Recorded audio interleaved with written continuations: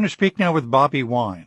The Ugandan opposition leader has been in hiding since January 15 and the presidential election in which the former musician was the most prominent candidate to run against six-term President Yoweri Museveni, who has claimed victory with nearly 72% of the vote. Bobi Wine rejects that result. Ugandan soldiers raided his family's home late last week looking for him.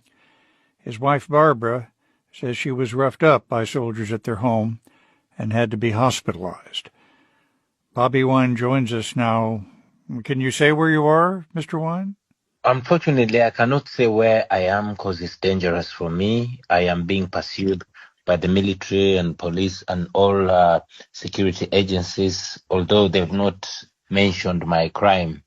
My house was raided. They beat up my wife so much. They stripped her naked and everything was on camera.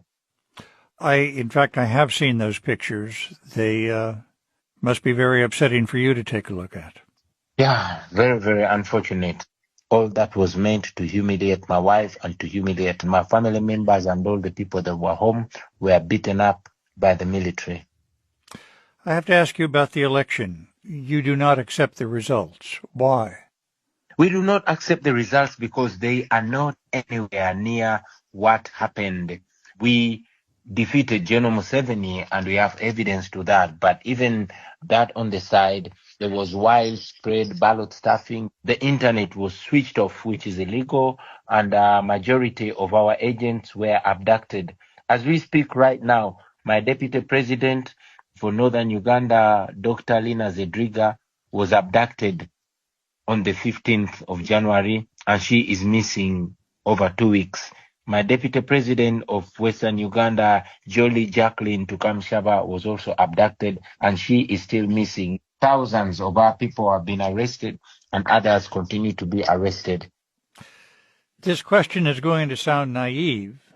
Would you be open to any kind of compromise, power sharing, between your National Unity Party and President Museveni's party?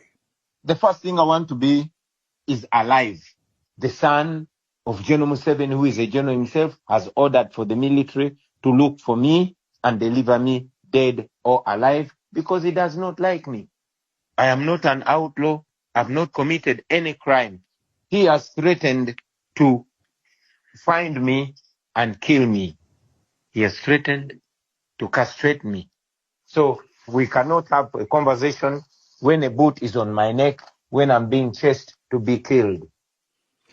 Mr. Wine, what would you like other countries in the world, and maybe specifically the United States, to do? The United States is our partner in development in many things, including security. My question is this what they signed up to partner with? My call to them has always been not to be facilitators and enablers of this injustice and criminality. The United States has always put sanctions to human rights violators. It is my hope and prayer that they will realize that there is gross human rights violation in Uganda, and maybe they will put sanctions and other laws that they can evoke. My hope and prayer is that they will evoke them. What are your hopes for Uganda? Freedom. Freedom to live in full dignity. Freedom to think. Freedom to disagree with the powers that be and not have to run. The freedom to be able to be a father to my children, especially my youngest daughter. The freedom to run for president and not expect death threats. The freedom to leave my wife home and to know that I will find her safe. The freedom to live in my own house. If you could manage to escape, you could probably lead a comfortable and honorable life, making appearances around the world in the United States and Western Europe. You ever think about that? I do, but I don't just think about me, Scott. Like I told you, my two deputy presidents are missing. There are hundreds of innocent people that are missing. So while I fight this, I'm not looking only at my plight. I'm looking at the plight of all these other people. Yes, I want to be free. Yes, I want to continue the fight. Yes, I want to speak to the world. But at the same time, I want everybody else to get their freedom. I want everybody else to be safe. If I can, I'll get out of the country. But if they find me, I want the world to know that I stood not just for me, but for everybody else.